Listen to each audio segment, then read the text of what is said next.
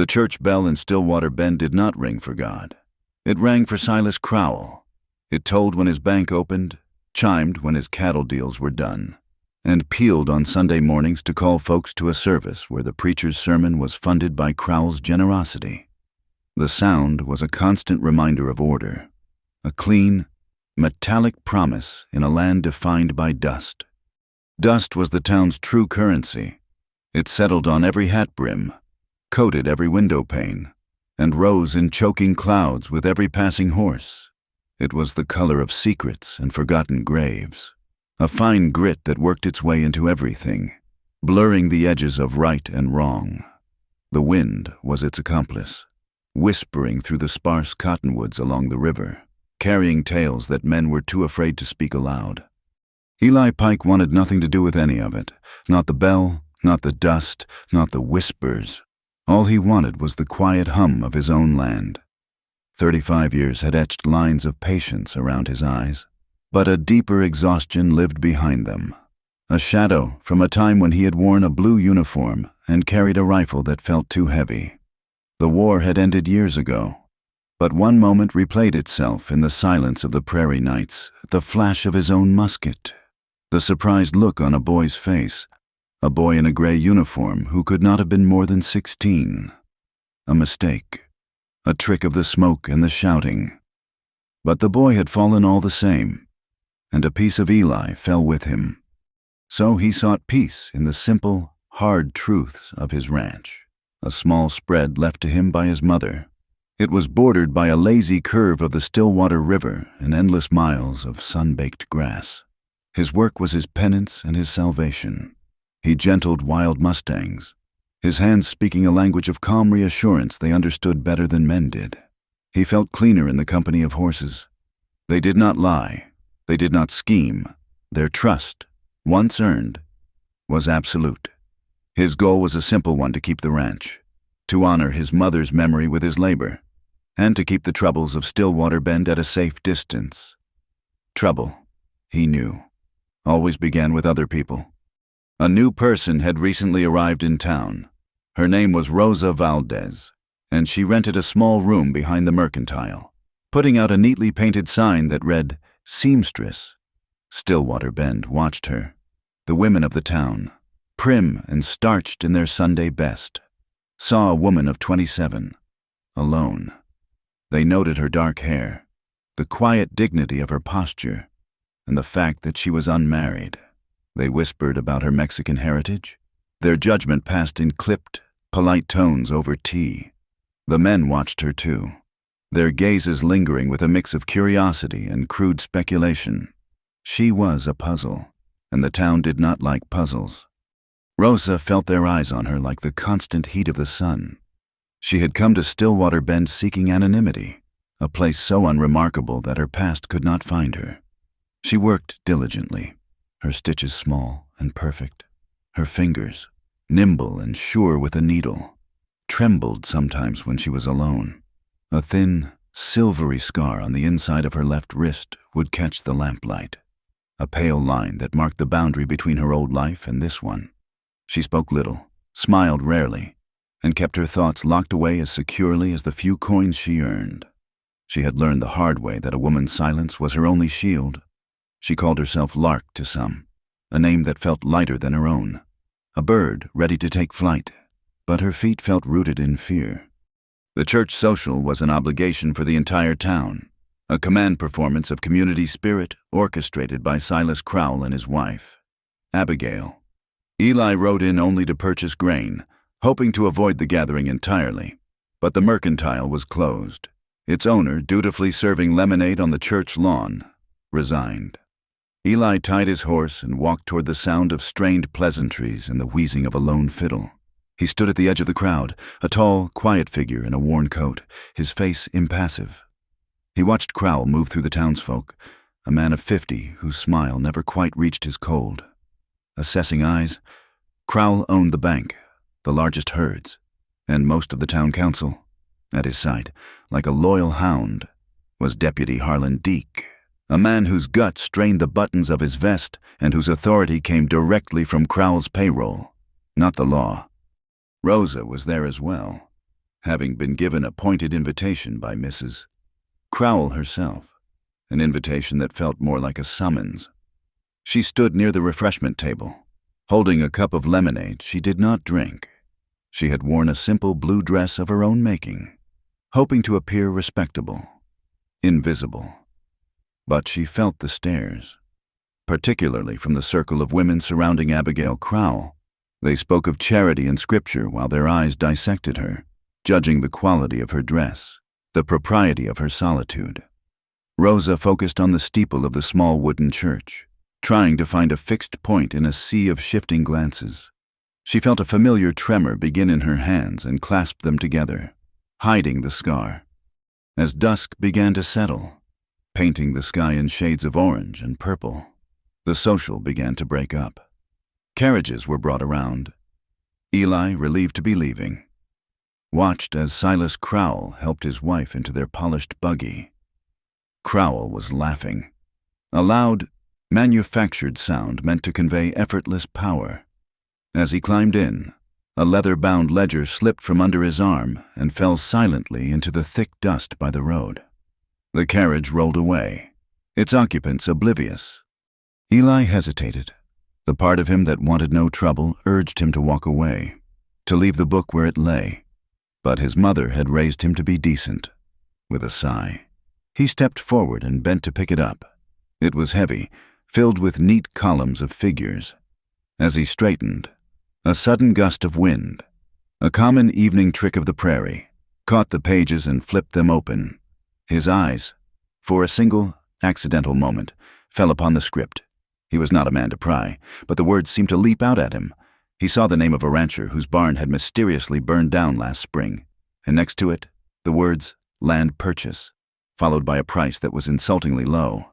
He saw a line item labeled insurance, and below that, a note of a sizable bonus paid to H. Deek. He snapped the book shut as if it had burned him, his heart suddenly beating a little faster. The dust and whispers of the town had just taken on a solid, damning form in his hands. At that same moment, a small sound from the alley between the church and the blacksmith's shop caught his ear. It was not a loud sound, just a stifled gasp and the scuff of a boot on hard-packed earth. He turned his head. In the deepening shadows, he saw two figures. A man, large and unkempt, had a firm grip on the arm of a woman. It was the seamstress, Rosa. The man was speaking in a low, menacing growl, pushing her back against the rough wooden wall of the church. He was asking her where it was, demanding she tell him what she had done with it. The soldier in Eli, the man he tried so hard to keep buried, took over. He did not think. He moved. 3 long strides brought him to the mouth of the alley. He did not draw a weapon. He did not raise his voice. He simply stood there, Crowell's ledger still in his hand, his presence filling the narrow space. He asked the man if there was a problem. The stranger, startled, spun around. He was a hard case, with a mean set of eyes and the look of a man who was paid to be unpleasant. He looked Eli up and down, taking in his height, the quiet set of his shoulders, and the cold resolve in his gaze. The man's bluster seemed to shrink. He mumbled something about a misunderstanding, released Rosa's arm, and cast one last hateful glare at her. Then he turned and disappeared into the darkness at the other end of the alley, his footsteps quickening until they were gone. Eli turned his attention to Rosa. She was pressed against the wall, her breathing ragged. The cup of lemonade lay shattered at her feet. In the faint light from the church windows, he could see the terror in her eyes, but underneath it, there was something else. A fierce, desperate effort to conceal it, to rebuild the calm facade she wore for the town. She straightened her dress and pushed a stray strand of hair from her face, her movements jerky. She thanked him, her voice barely a whisper. She said the man was a drunkard, a stranger, a lie. They both knew it was a lie. The man had not smelled of whiskey, and his eyes had been sharp with a purpose that had nothing to do with drink. Eli did not press her. He simply looked at her, at the faint, pale scar on her wrist, now visible in the gloom. He saw a woman carrying a burden far heavier than a bolt of cloth. He held out the ledger. He told her he believed this belonged to Mr. Crowell. He did not know why he gave it to her instead of returning it himself. It was an instinct, a feeling that this dangerous book and this frightened woman were somehow connected. That trouble had found them both tonight. Rosa took the ledger, her fingers brushing his. Her hand was cold. She looked from the book to his face, and for a second, he saw past the fear to the strength banked behind it, like embers glowing in ash. A flicker of understanding passed between them, an unspoken acknowledgement of the secrets that lay buried in the still water dust. He nodded once, a gesture that was both a farewell and an apology for intruding. Then he turned and walked back to his horse, the quiet life he craved feeling more distant than ever. The church bell was silent now. There was only the sound of the wind, and it seemed to be whispering a warning. The ledger felt heavier than a tombstone in Rosa's hands. Back in the stark quiet of her rented room, she traced the neat columns of figures with a trembling finger. It was all there, just as Eli Pike's brief, horrified glance had suggested. A methodical catalog of greed, names of families she saw every day in town.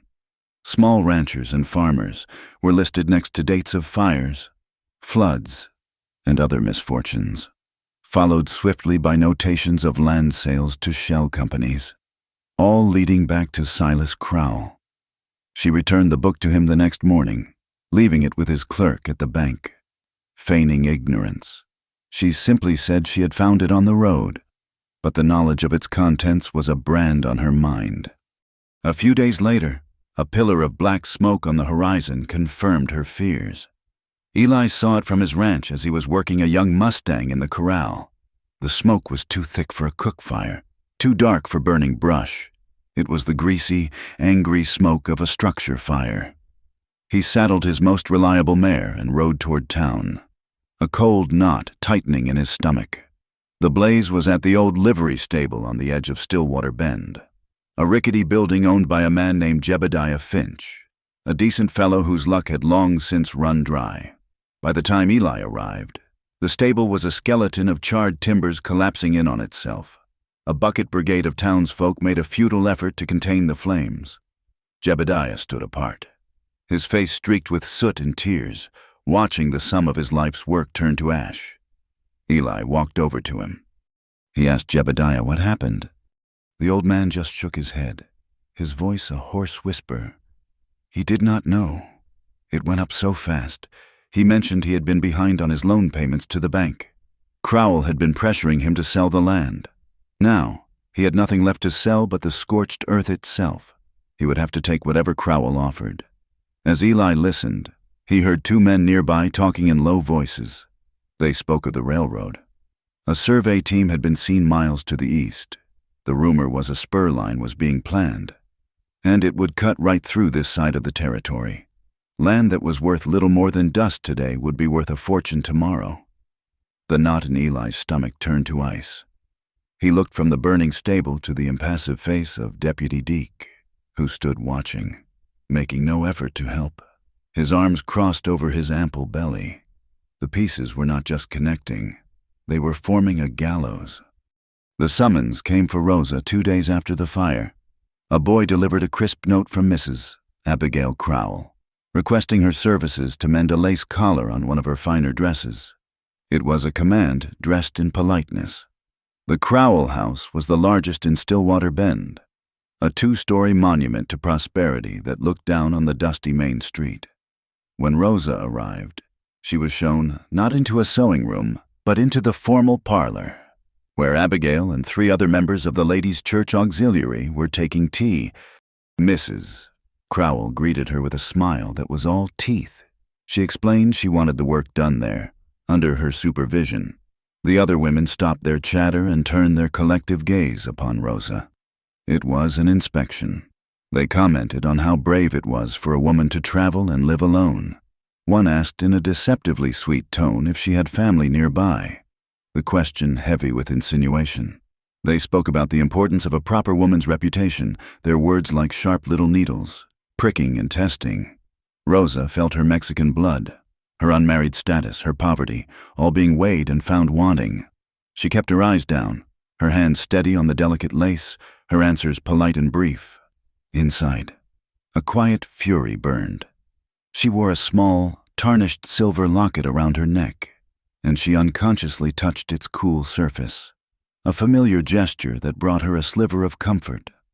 After an hour of this veiled interrogation, Abigail declared herself satisfied with the repair and asked Rosa to wait in her husband's study while she fetched payment.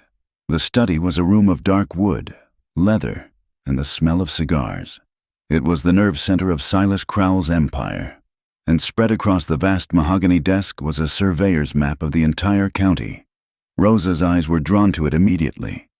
It was detailed, showing every river, hill, and property line, and on it, marked with bold strokes of red ink, were certain parcels of land. She saw Jebediah Finch's burned-out livery. She saw the small homesteads of other names she recognized from the ledger. And then, her breath caught in her throat.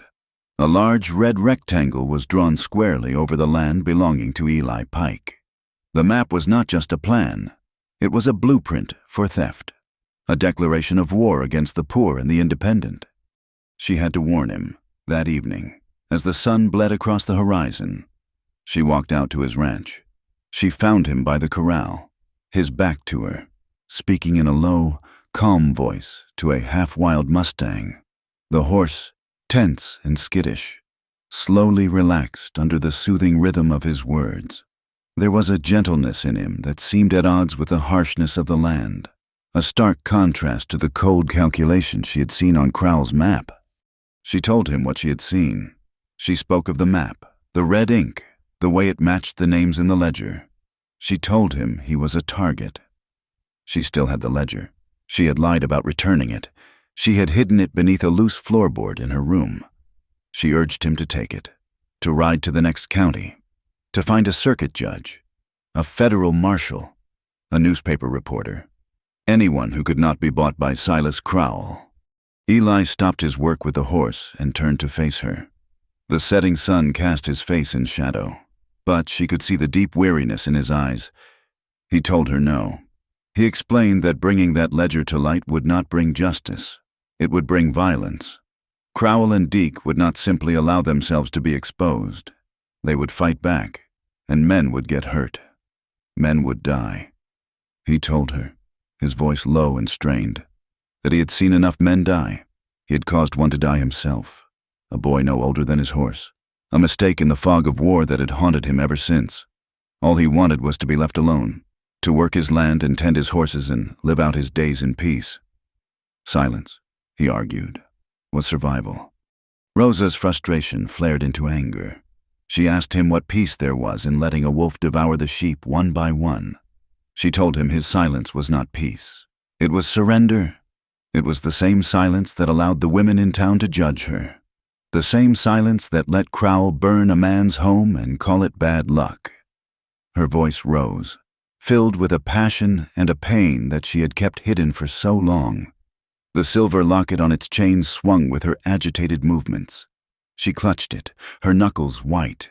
Inside it was a tiny, faded picture of a young man with her same dark eyes, a face full of laughter and life, a face now turned to dust. While they argued, a new man rode into Stillwater Bend. He was not a drifter or a cowboy. He was dressed in practical, dark clothing, and he rode a fine horse with the ease of a man who spent his life in the saddle. He moved with a quiet, watchful efficiency. His name was Cain Mallory, and he was a bounty hunter, though the papers he carried were not for a man's capture. He went directly to the sheriff's office, where he found Deputy Deke polishing his badge. Mallory did not waste time on pleasantries. He unrolled a notice onto the desk. It offered a substantial reward for information leading to the location of a woman. At the top of the page was a finely detailed pencil sketch. It was a perfect likeness of Rosa. The notice identified her as Rosa Valdez, the sole witness to the murder of a land agent in Bent's Fork, a killing that had stalled a lucrative business deal involving Silas Crowell. Deke stared at the drawing, then looked up at Mallory. a slow, greasy smile spreading across his face. He told Mallory he believed he knew the woman. He said she was the new seamstress in town. As Deke and Mallory spoke, the sky outside was changing. The brilliant colors of the sunset were being consumed by a roiling, brown wall that was advancing from the west. The wind began to pick up, whining through the gaps in the buildings, kicking up small cyclones of dust. An oppressive, electric stillness fell over the town. The birds went silent. A duster was coming. Out at the ranch, the argument between Eli and Rosa was cut short by the sudden, dramatic shift in the weather. The wind tore at their clothes and stung their eyes with grit. Eli looked at the approaching storm and then at Rosa. He told her she could not make it back to town. She needed to take shelter in his cabin. But Rosa, still angry and resolute, shook her head. She had to get back to the ledger. She turned and began walking quickly down the path toward town. Leaning into the wind, Eli, cursing under his breath, grabbed the reins of his mare and followed. By the time they reached the main street, the storm had hit. It was a biblical fury of wind and earth. The world was reduced to a suffocating, brown gloom. Visibility was a matter of feet. Buildings became vague, hulking shapes. Rosa stumbled, blinded, toward the mercantile, seeking the shelter of its long wooden awning. Eli was right behind her, leading his horse, his bandana pulled up over his nose and mouth. The wind howled like a banshee, ripping at signs and rattling windows. Above them, the old awning groaned, its support posts straining against the incredible force. Eli heard the splintering crack of wood over the roar of the wind. He saw the whole structure sag, ready to collapse. Rosa was directly beneath it. Frozen for a moment in disbelief. He did not shout. There was no time. He lunged forward, dropping the reins. He wrapped his arms around her waist, pulling her back with all his strength. They tumbled into the street just as the entire awning ripped free from the building and crashed down onto the boardwalk where she had been standing, exploding into a shower of splintered planks. He held her, shielding her head with his arm as debris rained down around them. The wind shrieked, swirling the thick dust around them like a shroud. For a long moment, they stayed there, huddled together in the heart of the chaos. Rosa's face pressed against his chest, her heart hammering against his ribs. The argument was forgotten. The ledger and the map and the fears for the future were all swept away by the raw, immediate fact of their survival. There was only the storm and the fragile, momentary peace of two people holding on against it. The duster left Stillwater Bend scoured and silent, as if a great, rough hand had wiped the slate clean. A thin layer of pale dust coated everything, softening the harsh lines of the buildings and muffling sound. The air was cool and washed, the fury of the storm replaced by an unnerving calm. Eli had brought Rosa to her room behind the mercantile, the two of them moving through the deserted street like ghosts. He had checked the last of his tethers, ensuring his mare was secure, and then retreated to his own cabin on the ranch. The feel of Rosa's body pressed against his in the storm, a lingering warmth, a complication he did not know how to face. Sleep did not come. The image of the collapsing awning, the memory of his own past violence, and the new, dangerous knowledge of Crowell's map all churned within him. The peace he had so carefully constructed around himself had been breached, before the sun was fully risen, bathing the prairie in a soft, gray light. He walked out of his cabin, needing something the four walls could not offer. He needed the river. The Stillwater was his confessor, the one place where the ghosts of the past seemed to keep their distance. Its steady, patient current spoke of time and endurance, of washing away the dirt until only the clean stones remained. He walked along the bank, past the familiar stands of cottonwood, their leaves shimmering with a fresh, green intensity after the storm. He sought a particular spot, a secluded bend where the water ran deep and clear, sheltered by a small bluff and a thicket of willows. It was a place he came to think, to shed the burdens of the world. As he approached, a soft splashing sound reached him. a sound that did not belong to the river's natural rhythm. He slowed his pace, his instincts telling him he was not alone. Through a gap in the willows, he saw her. Rosa was in the water, the river swirling around her waist. The rising sun struck the surface, shattering into 1,000 points of light that danced around her. Her back was to him, her dark hair pinned up, exposing the graceful line of her neck and shoulders. Water streamed down her skin, catching the light like liquid silver. She raised an arm to scoop water over her shoulder, and as she did, he saw it again. The thin, pale scar on her wrist, a fragile mark against the strength of her form. He saw not a woman to be desired, but a soul seeking the same solace he was. She was washing away the dust, the fear, the suffocating scrutiny of the town. She was trying to be clean. He should have turned away. Decency demanded it, but he was frozen, caught in the quiet intimacy of the moment. It was a scene of such profound and simple peace that it made his own heart ache. All his efforts to remain distant, to keep trouble at arm's length, crumbled. In that moment, he saw not a witness or a problem, but a woman as wounded and as weary as himself. He had come here to quiet his mind, to forget the violent turn his life was threatening to take. But watching her, a different kind of turmoil awoke within him, something deeper and far more potent than the fear of a fight. He must have made a sound, a shifting of his weight, the snap of a twig under his boot. Her head turned, and her eyes met his, for a heartbeat. There was pure, startled vulnerability in her expression. Her arms crossed over her chest instinctively. But then, something shifted. The fear was replaced by a look of challenging appraisal, a flicker of the same fire he had seen when she argued with him at the ranch. A faint, knowing smile touched her lips, a smile that was equal parts embarrassment and defiance. She did not try to hide further. She simply held his gaze. The thought formed in his mind, clear and complete, an arrow of truth piercing the morning quiet. He went to the river for peace. Her voice, soft but clear across the water, finished his thought as if she had heard it spoken aloud.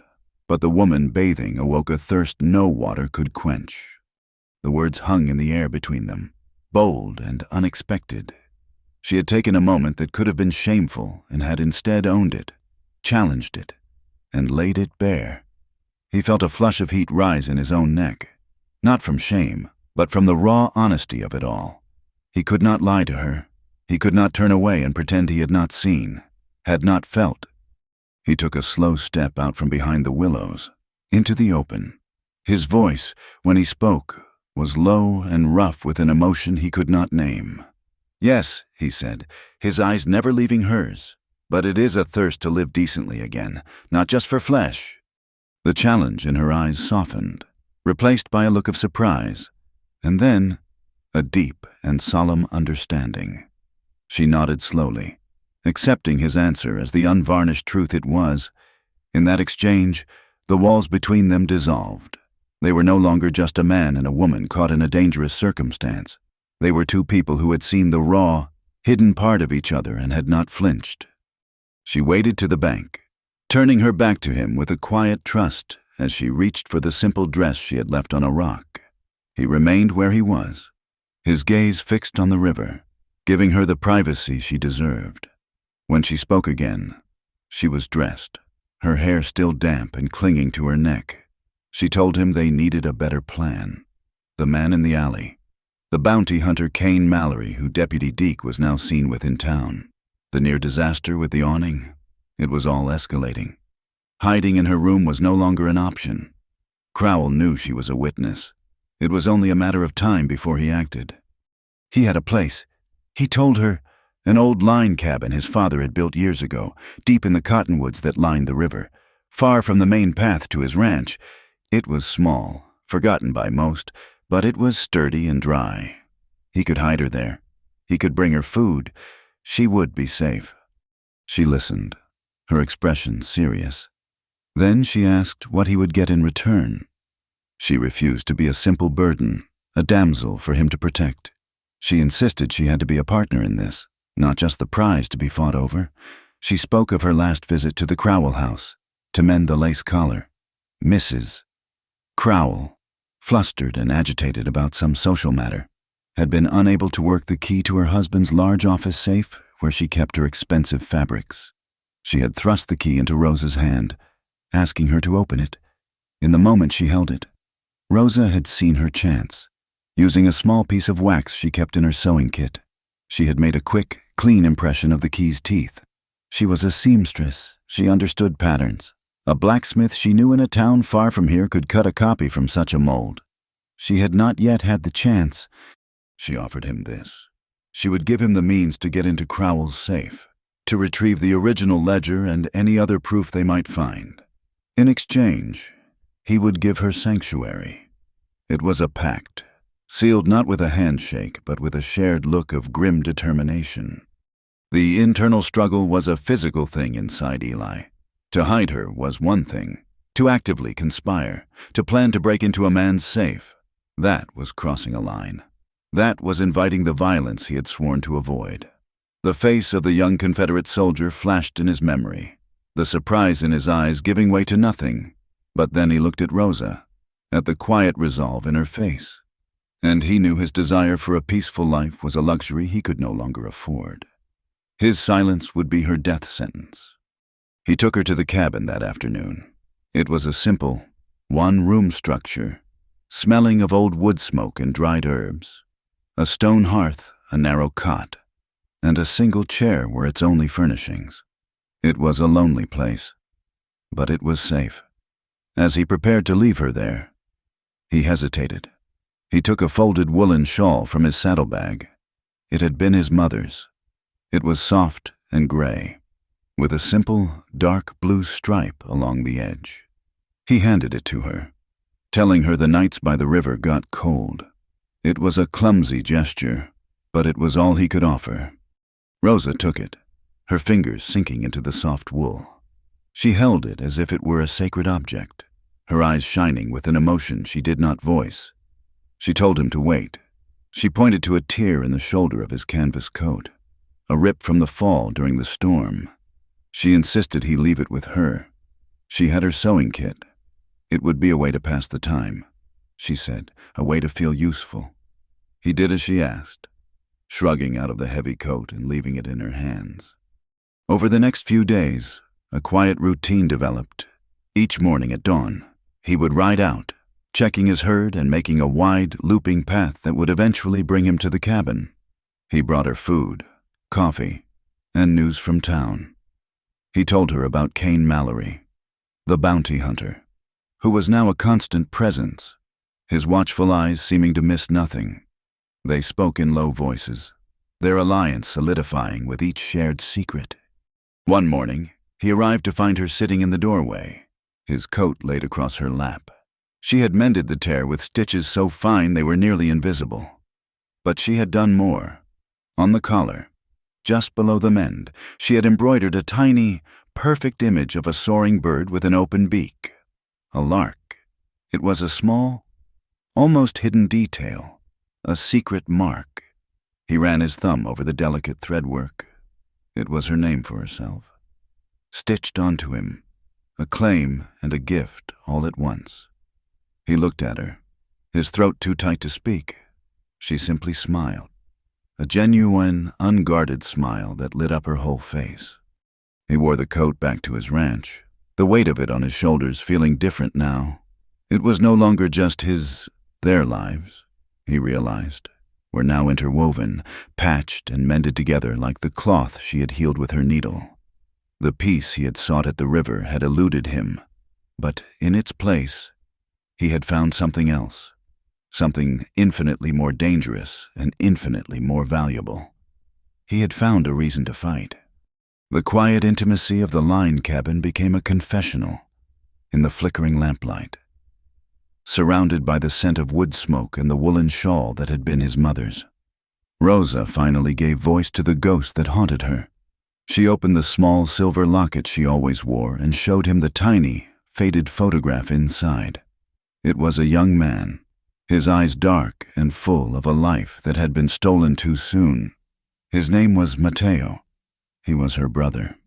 She spoke of their life in Bent's Fork, a town much like Stillwater Bend, where opportunity and corruption grew side by side. Mateo was a clerk for a freight company, a quick, observant young man who noticed things. He noticed the private meetings between Silas Crowell, who was then arranging land purchases for the incoming railroad, and the local lawman, a man much like Deputy Deke. One night, working late, Mateo overheard them through a thin office wall. They were not just talking about land. They were laughing about it. They spoke of fire insurance, a cruel joke referring to the organized arson used to drive desperate ranchers off their claims. They were celebrating a successful blaze and planning the next one. Mateo heard Crowell confirm a payment to the lawman for his silence and cooperation. He heard everything. He told Rosa what he had heard, his face pale with a mixture of fear and righteous anger. He was going to go to the authorities, the real ones, the federal marshals. But he never got the chance. 2 days later, he was found at the bottom of a ravine, his horse supposedly having thrown him. But Rosa knew. She had seen the fresh bruises on his knuckles from the fight he must have put up. She had found a distinctive, expensive cigar, the kind Crowell always smoked, lying half buried in the dirt near the trail. When she tried to speak out, to tell the local sheriff what she suspected, she was met with cold dismissal. The next day, a man, the same man who had cornered her in the alley in Stillwater Bend, came to her boarding house with a warning. He told her that some things were best forgotten, and that tragic accidents often ran in families. So she had run. She had changed her name, taken on the persona of a simple seamstress, and drifted until she landed here, hoping the past would lose her trail. But it had not. Crowell was here, and now she was the only one left who knew the full truth of his evil. Listening to her story, Eli felt the last of his resistance crumble. This was not about a ledger or a stolen piece of land anymore. It was about a murdered boy and a sister who had been running for her life. The war had taught him that there were lines that, once crossed, changed a man forever. Crowell had crossed that line long ago. To remain silent now was not just cowardice, it was complicity. His newfound resolve was tested only a day later. He had a sixth sense for being watched, an instinct honed on the battlefield and sharpened by years of tracking wild animals. As he made his morning ride toward the cabin, the feeling was a prickle on the back of his neck. He dismounted and moved through the trees like a wraith, his footsteps silent on the damp earth. From a ridge overlooking the river, he saw him, Kane Mallory. The bounty hunter was not looking for a woman. He was tracking a man. He was following Eli's trail, his movements patient and methodical. Mallory was good, and his path was leading him directly toward the thicket that concealed the cabin. Eli's mind raced. There was no time to get to Rosa, no time for a subtle warning. He needed a diversion, something big and loud and chaotic. And then he heard it. The faint sound of hoofbeats and the whinny of a horse from a nearby canyon. It was the wild Mustang herd he had been observing for weeks, a beautiful and volatile force of nature. He had a desperate idea. He circled around, staying downwind of the herd. He found the lead stallion, a magnificent creature of muscle and fire, with a loud, piercing yell and a well-thrown rock that struck the canyon wall just behind the stallion. He startled the animal. The stallion bolted, and the entire herd followed. A thundering wave of horseflesh pouring out of the canyon and across the plain, directly into the path of Kane Mallory. The bounty hunter was forced to rein in his horse, fighting to control the spooked animal as the Mustang swirled around him in a cloud of dust and noise. The diversion was perfect, under the cover of the chaos. Eli saw Rosa slip from the back of the cabin and melt into the dense woods along the riverbank. Just as they had planned for such an emergency, she was safe. As the last of the Mustangs galloped past, Mallory settled his horse and scanned the area, his face a mask of frustration. He knew he had been outmaneuvered. Later, when the coast was clear, Eli found Rosa and led her to a new hiding place. A dry, abandoned root cellar on the far edge of his property. well hidden by overgrown brush. It was as she was settling into the dark and cramped space that she reached for her neck, a panicked look on her face. The locket was gone. The chain must have broken when she ran. They searched the ground around the cabin, but it was hopeless. The silver locket, with the last picture of her brother, was lost in the wilderness, a casualty of their flight. The next afternoon, a fine carriage, shockingly out of place on the rough track leading to Eli's ranch, pulled to a stop a short distance from his cabin.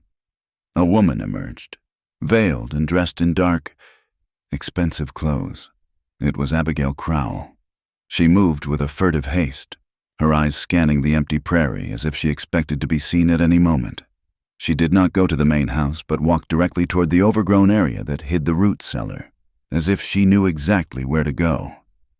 Eli, watching from the barn, felt his hand go to the pistol tucked in his belt.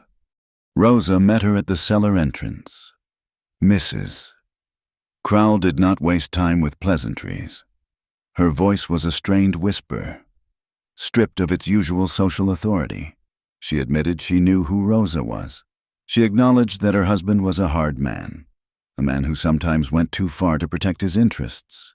It was an admission wrapped in a dozen excuses, a half-truth designed to protect herself. She had not come to threaten Rosa, but to offer her a deal. From her reticule, she produced 2 documents. The first was a promissory note, showing a debt against Eli's ranch that he had supposedly failed to pay. Abigail admitted the payment record had been altered.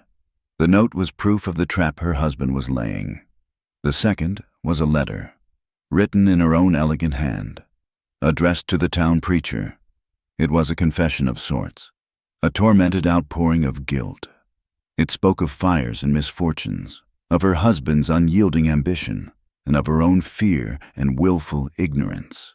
It did not name names or admit to murder, but it was a damning document nonetheless, a testament to the rot at the heart of her family's prosperity. She offered these to Rosa. She told her to take them and leave Stillwater Bend, disappear, forget everything. In return for her silence, Mrs. Crowell would ensure all legal action against Eli's ranch was dropped. It was a coward's bargain, an attempt to purchase a clean conscience without paying the full price of justice. She wanted to preserve her standing, her comfort, her name. She was offering Rosa her life, but demanding she sacrifice her brother's memory. Rosa took the papers, her face unreadable. Abigail Crowell, her duty done, scurried back to her carriage and was gone, leaving behind the scent of expensive perfume and the stench of moral compromise. The pressure was now coming from all sides. When Eli next rode into town, the atmosphere was thick with suspicion. The story of the fallen awning had been twisted. The whispers in the general store and on the street corners were that the strange, solitary seamstress had thrown herself at him, that he was protecting a woman of loose morals. The preacher had delivered a fiery sermon about the serpent in their midst, a call to guard the town's virtue against outside influences. Men who had once greeted Eli with a friendly nod now looked away, their faces closed. The community, so quick to praise a man like Crowell, was even quicker to condemn a woman like Rosa. He was tying his horse outside the mercantile when a small voice called his name. It was Emily, his neighbor's 7-year-old daughter, a girl with bright eyes and a fearless heart. She ran to him, her pigtails flying. She was not interested in the town's gossip. She asked him, her voice full of innocent concern, when the Lark Lady would be back. She said she had been down by the river one morning and had heard her singing a sad, beautiful song. The name, the simple, heartfelt question, cut through the oppressive weight of the town's judgment. It was a reminder of the clear, uncomplicated truth that the rest of them had chosen to ignore. He returned to the ranch to find Deputy Harlan Deke waiting for him, a smug look on his face. He was not there for a friendly chat. He held an official-looking document in his hand. It was a foreclosure notice. The bank was calling in the full amount of his mother's old loan, claiming a missed payment. The lie was now on paper, legally binding. He had 1 week to produce a sum of money he did not have, or the ranch would be seized and sold at auction. The trap misses. Crowell had warned of had been sprung. Eli looked from the paper in his hand to the endless expanse of his land, the only home he had ever known. Crowell was no longer just a threat to Rosa. He was coming for everything. The time for hiding was over. The river of truth was being dammed, and if he did not act now, they would all be drowned. The attack came in the dead of night, not with the sound of gunshots, but with the insidious crackle of fire and the smell of burning hay. The scent reached Eli in his sleep, a nightmare creeping into reality. He was on his feet in an instant, his heart seizing with a cold dread that every rancher knows. He threw open the cabin door and saw it. Hell had visited his land. The barn, the structure that was the heart of his livelihood, was a roaring inferno. Flames licking at the night sky, turning the darkness into a flickering, malevolent twilight. His first thought was not of the horses, not of the feed or the saddles. It was of her. He ran, not toward the fire, but toward the overgrown patch of brush that concealed the root cellar. He pounded on the heavy wooden doors, his voice a raw shout against the roar of the flames. "Rosa, fire! Get out now!"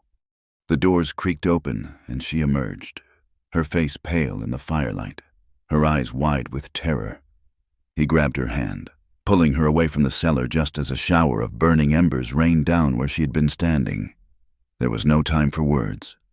He pointed toward the horse trough. "We need buckets. Get the neighbors."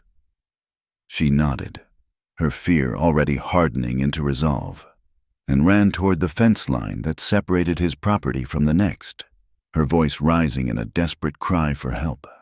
Eli turned to face the blaze. The screams of the trapped horses were a physical blow, a sound of pure agony that tore at his soul. He soaked a grain sack in the trough, tied it around his face, and ran toward the main barn doors. The heat was a solid wall, blistering his skin. He kicked the doors open and plunged into the swirling smoke and chaos. Inside, it was a vision of Armageddon. Beams cracked and fell, and the air was a thick, unbreathable soup of smoke and ash. The horses, mad with terror, kicked and bucked in their stalls. He worked with a desperate, focused fury, his movements automatic. He unlatched the first stall, slapping the terrified animal's rump, driving it toward the open doors. One by one, he freed them, the wild terror in their eyes a mirror of his own. He was not alone for long. Two of his neighbors, good men who valued loyalty over town gossip, appeared out of the darkness, their faces grim. They joined the fight, forming a frantic bucket brigade, their efforts a pitiful defense against the raging fire, but a profound statement of solidarity. Rosa was there too, a fierce, soot-stained angel. She did not throw water. She was with the horses, her voice a low, calming murmur amidst the chaos. She caught the lead ropes of the animals he drove out, her gentle hands and soothing words doing more to calm their panic than a dozen men could have. They worked as a team, a silent, desperate dance between the man who fought the fire and the woman who saved the living. They managed to save most of the herd, driving the panicked animals into the far pasture, but the losses were devastating. His best breeding mare, trapped by a fallen beam, was gone. The winter's supply of grain, the lifeblood of the coming season, was now a mountain of black ash. The fine leather saddles his father had made, tools that were as much a part of his legacy as the land itself, had been consumed by the flames. As the fire reached its peak, a terrible, beautiful spectacle against the dark prairie, Rosa stopped for a moment, her chest heaving as she fought for breath. Her gaze swept the perimeter of the firelight, scanning the darkness, and then she saw him, at the edge of the woods. A bulky silhouette was thrown into sharp relief for a single instant by a burst of flame. The man was trying to be discreet, to slip away unseen, but the moonlight glinted off the metal can he was holding. It was the unmistakable shape of Deputy Harlan Deke. She saw him turn, his face a pale oval in the distance, before he melted back into the shadows of the trees. She ran to Eli, grabbing his arm. Her voice was a tight, furious whisper. "Deke, he was just there, in the trees. He had an oil can." Eli's head snapped up. He followed her pointing finger, his eyes straining to pierce the darkness. But there was nothing. Only the trees, swaying gently in the night breeze, their leaves whispering secrets to the stars. There was no proof, nothing but her word against the deputies. The rage that filled him was cold and clear, a feeling more dangerous than the fire itself. This was Crowell's answer. This was his move on the chessboard. A move made not with paper and ink, but with fire and terror. The fire eventually burned itself out. As the first hints of dawn touched the eastern sky, the neighbors clasped Eli's shoulder, their faces etched with sympathy, and quietly departed. He and Rosa were left alone in the wreckage. They stood side by side, covered in soot and grime, their bodies aching with exhaustion. Before them lay the smoldering skeleton of the barn, a black, gaping wound on the land. The air was thick with the acrid smell of smoke and defeat. Everything he had worked for, everything his mother had left him, seemed to have been reduced to ash. He looked at the ruin, then he looked at the sky. Above the devastation, the stars were brilliant in the pre-dawn light, a cold, indifferent canopy of diamonds. He had tried so hard to be quiet, to be peaceful. He had believed that if he kept his head down, trouble would pass him by. He had been a fool. His silence had not bought him peace. It had bought him this. They had burned his barn, threatened his land, and tried to destroy his name. He had lost almost everything. He turned to look at Rosa. Her face was streaked with soot. Her hair was a mess. But in her eyes, he saw not defeat, but a reflection of the same cold fire that was burning in his own gut. She was all that was left. She and the truth. In that moment, he understood with absolute clarity. They could burn the wood. They could steal the land, but they could not touch the core of him, the part of him that was now bound to her. His voice was hoarse from the smoke, but it was steady. "They did this to get to you," he said, stating the obvious. "And to get the land. They think they can burn us out, scatter us like ash." He took a step closer to her, his gaze intense. "Rosa Valdez," he said, his voice dropping low, becoming something deeply personal in the vast, quiet landscape. "Will you be my wife?" She stared at him, her lips parting in surprise.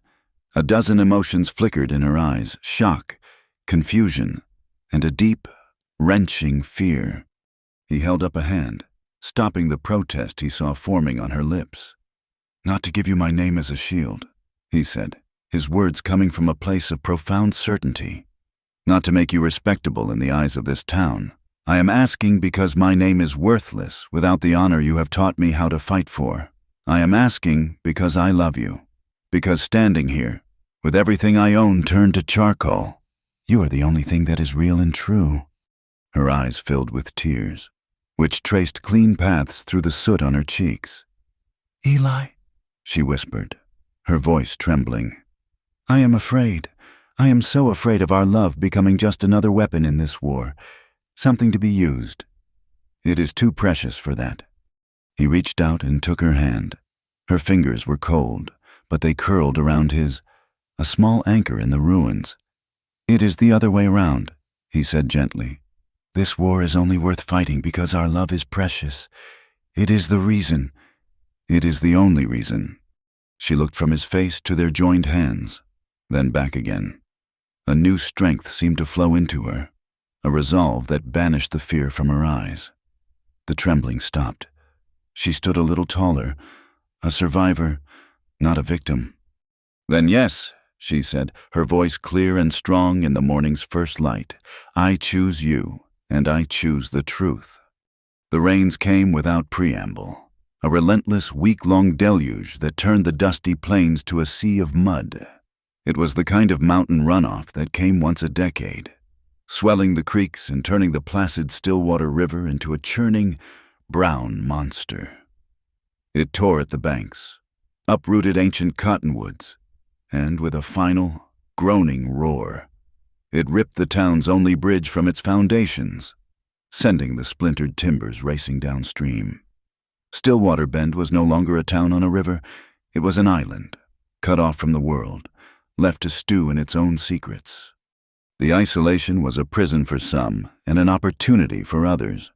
The circuit judge, scheduled to hear the foreclosure case against Eli Pike, was stranded in the next county. Silas Crowell wore a look of smug satisfaction, believing the delay worked in his favor, giving him more time to tighten his grip. But he had not accounted for the town's preacher, a man whose faith was more practical than poetic, believing that idle hands and simmering grievances were a devil's brew. The preacher announced a town meeting in the church, a court of reconciliation, he called it. He intended to hear disputes and mediate resolutions in the absence of formal law. It was a well-intentioned, foolish idea, an attempt to put a bandage on a festering wound. The entire town gathered. It was a tense assembly, the air in the small church thick with humidity and unspoken accusations. Eli and Rosa stood at the back, their presence a silent challenge. Crowell sat in the front pew, the picture of civic virtue, with Deputy Deke standing by the door, his hand resting on his pistol. The preacher began with a prayer for wisdom and understanding, his words all but drowned out by the thunderous roar of the river just yards away. As he was about to invite the first grievance, the church doors swung open, letting in a gust of damp, heavy air. Abigail Crowell stood on the threshold, her fine dress spattered with mud, her hair coming undone. All the carefully constructed composure was gone. In her eyes was the wild, terrified look of a soul that could no longer bear the weight of its sins. She clutched a letter in her hand, the confession she had written to the preacher, her last, desperate bid for a clear conscience. She took a faltering step forward, her eyes fixed on the pulpit, her intention clear to everyone. She was going to expose it all. But she never made it. A figure moved with lightning speed from the side of the room. It was Cain Mallory. In 2 quick strides, he intercepted her, snatched the letter from her trembling hand, and shoved her aside. Before the town could even register what had happened, he was out the door and running. Silas Crowell's face was a mask of fury. He had not ordered this. Mallory was acting on his own initiative, a loyal dog taking things too far, but the damage was done. The secret was out of the bag, and now it was a race. "Stop him!" Abigail screamed, her voice a raw shriek of despair. Eli did not wait. He was already moving, pushing through the stunned crowd and out into the storm. Rosa was right behind him. He vaulted onto his mare, tethered outside, while Rosa untied her own mount, a nimble gelding. As Mallory galloped out of town, heading for the treacherous path that ran along the swollen riverbank, Eli spurred his horse in pursuit. Rosa followed, pulling a small, pearl-handled pistol from her saddlebag, a relic her mother had given her for protection. The chase was a desperate, mud-flinging battle against the elements. The river was a constant, roaring presence to their right, a hungry beast chewing at the very ground beneath their horses' hooves. Rain lashed down, turning the world into a gray, blurry watercolor. Mallory was a skilled rider, pushing his horse recklessly along the slippery path. Eli rode with a focused intensity, his mind clear, his objective singular: get the letter. He was not a lawman, not a soldier, but a man fighting for his home, for the woman who rode just behind him. Rosa struggled to keep pace, her smaller horse laboring in the thick mud. She raised the pistol, trying to aim, but the bucking of the horse and the driving rain made a clean shot impossible. A shot rang out, wild and high, not meant to hit but to harry, to throw Mallory off his rhythm. It was a declaration that he was not just being chased by one man, but by 2 people, united and armed. They rounded a sharp bend, the riverbank crumbling away just feet from the path. Mallory's horse, its eyes wide with terror, suddenly lost its footing in the slick clay. The animal went down, sending Mallory flying from the saddle. He landed hard, the letter spilling from his grasp. Eli reined in his own horse, bringing it to a skidding halt. He was off the saddle in an instant, his pistol in his hand. Mallory scrambled to his feet, dazed and bruised. He was trapped. Behind him was Eli, pistol leveled. Before him was the raging river. He was a dozen yards away, his back to Eli, a perfect, defenseless target. And in that moment, the world stopped for Eli Pike. The roar of the river faded. The sting of the rain vanished. All he could see was the back of a man, vulnerable, unsuspecting, and the ghost of the war rose up to meet him. He saw a different clearing, smelled the acrid smoke of black powder, and saw the face of a young boy in a gray uniform, a boy who had turned just an instant too late, his eyes full of a terrible surprise as Eli's bullet found him. The weight of that mistake, the guilt that had been his constant companion for 15 years, settled on his shoulders. His finger tightened on the trigger. He could end it. He could fire. Justice, vengeance, survival, all demanded it. It would be so easy. But he could not do it. He saw Rosa's face in his mind, heard her voice speaking of truth, not bloodshed. He saw the small, embroidered lark on his collar. He had gone to the river seeking peace. This was his test. And peace was not found by pulling a trigger on a man's back. He lowered the pistol, the barrel pointing toward the muddy ground. A breath he did not know he had been holding escaped his lungs in a ragged sigh. The ghost of the boy soldier seemed to recede, to fade back into the mists of memory, its power over him finally broken. As if sensing the shift, Mallory made a desperate move. He lunged for the letter, which lay perilously close to the crumbling edge of the bank. But the ground, saturated and unstable, gave way beneath his feet. With a cry of shock, he slipped, scrabbling for a handhold, and then plunged into the churning, brown water. The current seized him immediately, pulling him under. He surfaced sputtering, his arms flailing. Caught in the river's merciless grip, he was being swept away, toward a logjam of fallen trees that would surely trap and drown him. Rosa screamed his name. Eli did not hesitate. He holstered his pistol and ran along the bank, his eyes locked on Mallory's bobbing head. He spotted a low-hanging branch of a willow tree that stretched out over the water just before the logjam. It was a desperate chance. He launched himself, grabbing the branch, his body swinging out over the torrent. "Mallory," he yelled, "grab my hand." The bounty hunter, his face a mask of terror, was swept toward him. He made a desperate lunge. Their fingers brushed, missed, and then caught. Eli's arm screamed in its socket from the strain of holding Mallory's dead weight against the force of the current. For a moment, he thought they would both be lost, but he held on, his muscles straining, his teeth gritted. With a final, monumental effort, he swung Mallory toward the bank, where Rosa, knee-deep in the mud, grabbed his collar and helped haul him onto solid ground. Kane Mallory lay on the mud-soaked earth, coughing up river water, shivering and defeated. He looked up at Eli, who stood over him, not with hatred, but with a quiet, exhausted authority. He looked at the man who had him dead to rights and had chosen not to shoot. He looked at the man who had just saved his life, and something inside him broke. The rest of the town, drawn by the commotion, had arrived. They formed a silent, staring circle in the pouring rain. The preacher pushed his way to the front. "In God's name, what has happened here?" he demanded. Mallory, his voice a raw croak, pushed himself to a sitting position. He looked at Silas Crowell, who stood with the crowd, his face ashen. "He hired me," Mallory said, his voice gaining strength. "Crowell hired me. He paid me to find her." He nodded toward Rosa and shut her up for good. "He paid Deke to set the fire at the Pike Ranch. It was all him, the whole dirty scheme." A collective gasp went through the crowd. The whispers and rumors had coalesced into a single, ugly truth, confessed by a half-drowned man on the banks of a raging river. The truth, like the floodwaters, had finally washed away the lies. The crowd's shock turned instantly to fury. A low growl rose from the assembled men. They started to close in on Crowell. "Deputy Deke, seeing the tide turn, made a fatal miscalculation. He drew his pistol, his face slick with sweat and fear. "Stay back," he yelled.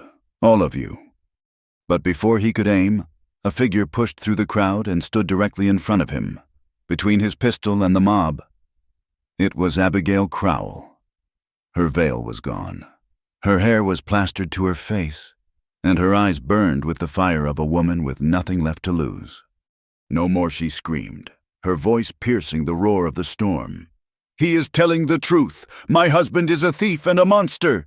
He did it all." Her cry broke the spell of fear. Two ranchers lunged at Deke, knocking the pistol from his hand and pinning him to the ground. The rest of the crowd surged forward, surrounding Silas Crowell. He stood alone, his power gone, his empire of dust and deceit collapsing around him. The preacher held up a hand, stopping the mob from tearing him apart. But there was no escape. The law, in the form of an outraged community, had finally come for Silas Crowell. The justice of the mob was a fragile and fleeting thing. Silas Crowell and Deputy Deke were marched to the town's small, stone jailhouse, a structure little more than a fortified closet. A pair of grim-faced ranchers, deputized on the spot by the preacher, stood guard. But the town, having vented its initial fury, was now adrift. They had the confession of a bounty hunter and the hysterical cry of a wife. But the storm still raged, and the rule of law was a distant concept. Chaos was a fertile ground for a man like Crowell. He worked his cunning like a key in a lock, feigning a collapse from the stress and the damp. He was granted a moment's privacy with one of the guards, a younger man unnerved by the responsibility. In that moment of laxity, Crowell struck, using a concealed derringer he had kept strapped to his ankle. He did not kill the man, but the pistol whip to the head was enough. He took the guard's gun and keys, dragged the unconscious man into the cell, and locked the door. Deke was already gone, having been swept away by another group of ranchers to be held at the livery. Crowell was alone, a cornered rat with nothing left to lose but his life, and he knew exactly what he needed to reclaim his power. He moved through the storm-lashed streets like a phantom, keeping to the shadows. He did not run toward the open prairie. He ran toward the river, toward the large, dilapidated grain warehouse that stood on stilts at the water's edge, its foundations groaning with every surge of the flood. He knew Rosa would be there. It was the only place she and Eli could have taken shelter with the horses they had managed to calm. Rosa was inside, toweling down a shivering mare. When the door crashed open, Crowell stood there, his fine suit in tatters, his face a mask of feral desperation. He held the guard's pistol, and it was aimed directly at her heart. "We have unfinished business. You and I," he snarled. He grabbed her arm, his fingers biting into her flesh, and dragged her deeper into the warehouse, away from the door. Eli, securing a loose shutter on the outside of the building, heard her cry of alarm. He drew his pistol and burst through the door just in time to see Crowell shove Rosa behind a stack of grain sacks, using her as a human shield. "One more step. Pike!" Crowell shouted, his voice echoing in the vast, dark space. "And she pays for all of it. Now, you tell me where that ledger is. You bring it to me, and you swear an oath of silence. You do that, and maybe she walks away from this." Eli froze, his heart a cold stone in his chest. He was 100 feet away. An impossible shot. He saw the terror in Rosa's eyes, but he also saw a flicker of the fire he had come to love. "The ledger won't save you," Rosa said, her voice shaking but clear. She was not speaking to Eli. She was speaking to the man holding a gun to her side. "Because I am the witness. Silas, I am the one who remembers." Crowell laughed, a harsh, ugly sound. "You remember nothing?" "I remember my brother," she said, and the name seemed to strike him like a physical blow. His name was Mateo Valdez. "You remember him. Do not you, the freight clerk in Bent's Fork, the one who worked late, the one who overheard you and the sheriff laughing about fire insurance before you had him thrown into a ravine?" Crowell's face went pale. This was not some vague accusation. This was the specific, damning truth he thought he had buried forever. Lies. He hissed. The ravings of a hysterical woman. He had bruises on his knuckles. Because he fought back. Rosa continued, her voice gaining strength, drawing power from the memory itself. And I found your cigar near the trail. You were so arrogant you did not even bother to cover your tracks. You murdered my brother. Silas, you murdered him for a few acres of dirt. Say his name. Say Mateo.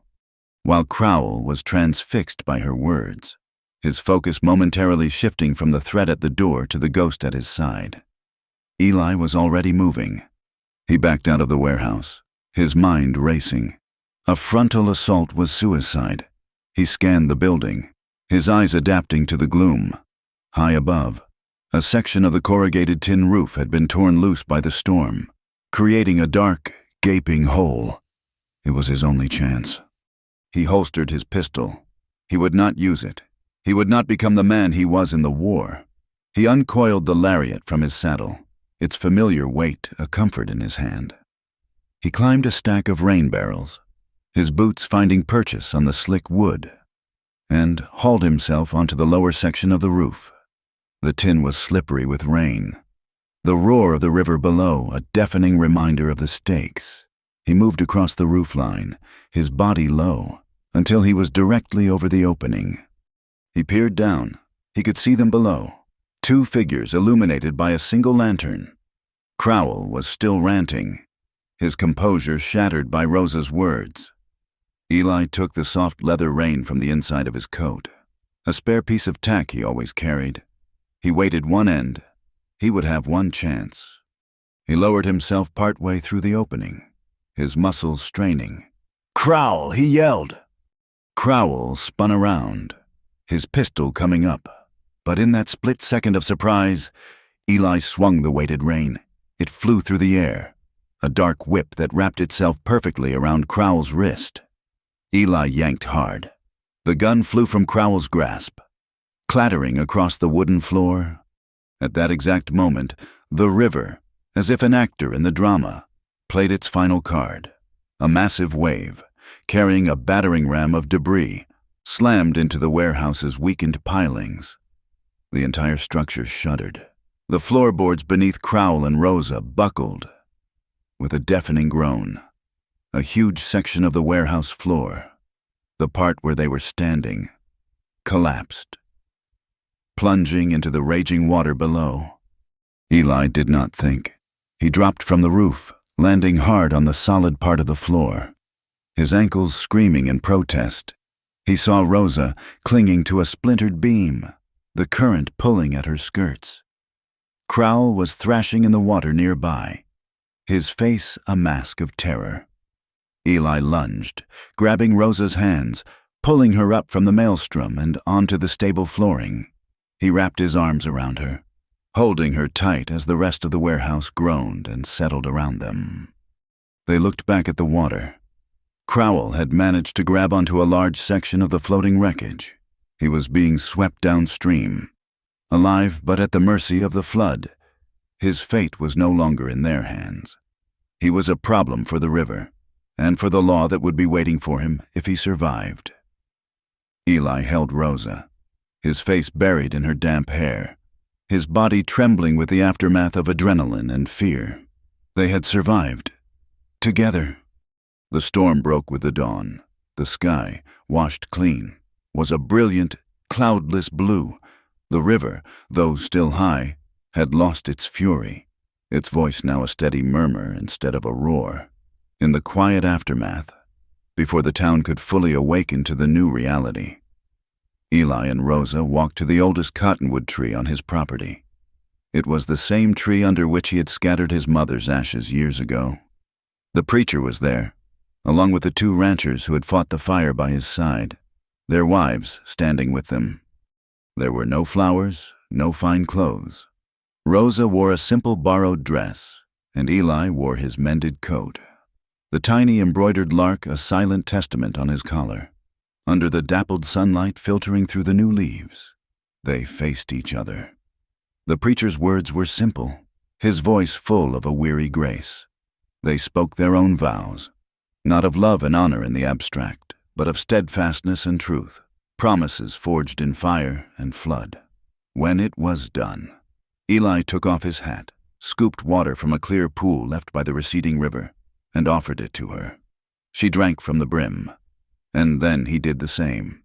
It was their only communion, a taste of the clean, hard land to which they now both belonged.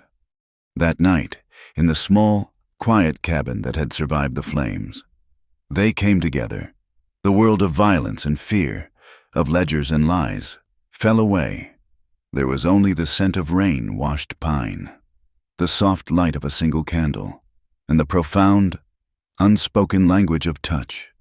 They found each other like travelers finding water after scorching days, a solace so deep it required no words. And that night, they learned to be silent together. The dawn that followed the flood was a quiet revelation. Stillwater Bend emerged from the storm as if from a long and fevered dream, blinking in the clean, sharp sunlight. The river, though still a formidable brown ribbon across the landscape, had retreated to its banks, its roar subsiding to a steady, powerful murmur. It had washed the town clean, not just of dust, but of its festering secrets. The air itself felt different, lighter, as if a great weight had been lifted from the shoulders of every man and woman. The resolution of the town's legal affairs was swift and decisive. Silas Crowell was found 2 days later, miles downstream, clinging to the wreckage of his warehouse, a pathetic, shivering figure stripped of all his authority. The circuit judge, upon his eventual arrival, found a town united and a case already tried in the court of public opinion. Cain Mallory, his life saved by the man he was sent to hunt, became the prosecution's star witness. He spoke in a flat, unemotional voice, laying out the entirety of Crowell's scheme, from the murder of Mateo Valdez to the arson at the Pike Ranch. His testimony, combined with the ledger Rosa had guarded and the half-confession written by Abigail Crowell, was an insurmountable mountain of evidence. Deputy Harlan Deek, without his benefactor to protect him, crumbled under questioning and was convicted for his role in the fire. On the day of his sentencing, Cain Mallory sought out Eli. He found him not at the jailhouse, but in the ruins of his barn, methodically sorting salvageable timber from the wreckage. The bounty hunter was no longer a predator. He was just a man, weary and marked by his choices. He told Eli he had been offered a reduced sentence for his testimony, but that he had asked for something else, instead the chance to leave, to ride out and never look back. The judge had granted it.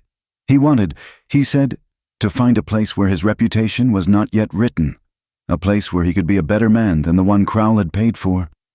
Eli looked at the man he had almost killed, and then saved. He saw no enemy, only another soul scarred by the world. He offered Mallory his hand. They shook once, a firm, final acknowledgement, and then Cain Mallory rode west, disappearing into the vast indifference of the prairie. Life in Stillwater Bend began to knit itself back together, but the pattern was different now. The town rebuilt the bridge, not as a project funded by a single powerful man, but as a community effort. The sound of hammers and saws a cheerful chorus of shared purpose. Abigail Crowell became a recluse in her grand house, a ghost of the town's past. She was seen only at church, a somber figure in black who never spoke to anyone, but her penance was paid in quiet. Anonymous acts. A sack of flour would appear on the porch of a struggling family. A gold coin would be found in the collection plate. A warm blanket would be left at the door of the orphanage. The town pretended not to know the source of these gifts, granting her the dignity of a silent atonement. Rosa did not just rebuild her life, she built a new one entirely. In the front window of the room she had once rented behind the mercantile, a new sign appeared, painted in neat, clear letters, Lark and Pike, seamstress and laundry. It was a declaration of partnership, a testament to their shared future. But it became more than just a business. Rosa took in 2 young women from the far side of town, girls who had been shunned by the ladies' auxiliary for being unmarried mothers. She did not offer them charity. She offered them a trade. She taught them to sew the fine. Straight seams she was known for, to launder and press with meticulous care. The shop became a place of quiet industry, a haven filled with the scent of soap and hot irons, and the soft sound of women's voices, sharing stories and finding strength in each other's company. She was no longer the silent, fearful stranger, but the heart of a new kind of community. Eli, with the help of his neighbors, raised a new barn, its fresh pine timbers smelling of resilience and hope, the insurance money, which the now disgraced company was forced to pay, helped him restock his supplies and begin the slow process of rebuilding his herd of Mustangs. But the fire had burned away more than just his barn.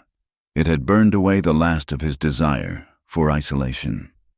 He looked at his sprawling acres, land his father had fought to hold, and he saw not just a possession, but a responsibility. He approached the small ranchers who bordered his property, men who struggled for decent grazing and access to water. He redrew the lines not on a map, but on the land itself, ceding access to a portion of his riverfront pasture, ensuring their herds would not go thirsty. He was met with stunned gratitude.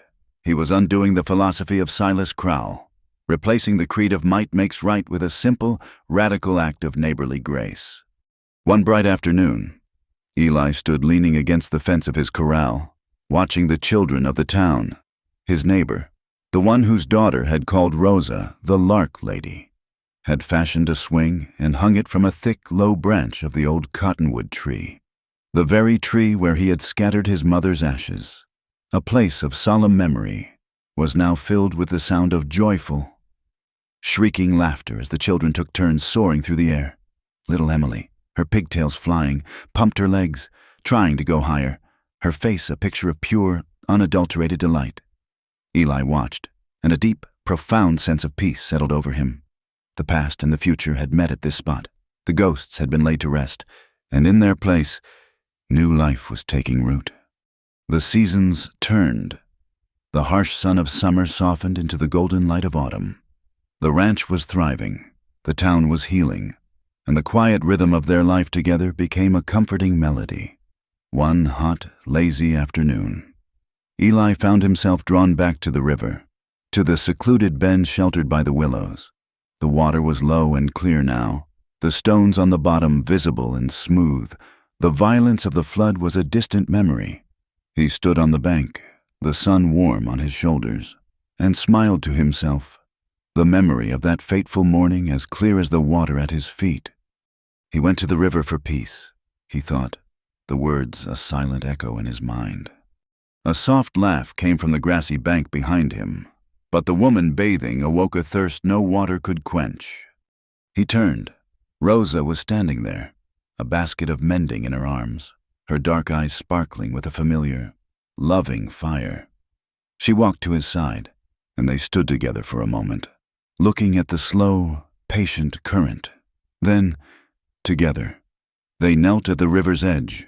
They cupped their hands and brought the cool, clear water to their lips. The thirst was gone, transformed into a quiet, abiding peace that filled them both. Thank you for listening to our story. Please comment where you are listening from in the world so we can all connect and share our thoughts. And remember to subscribe to our channel Wild West Night, like the video, and support us further by pressing the hype button so this story can be heard by more people.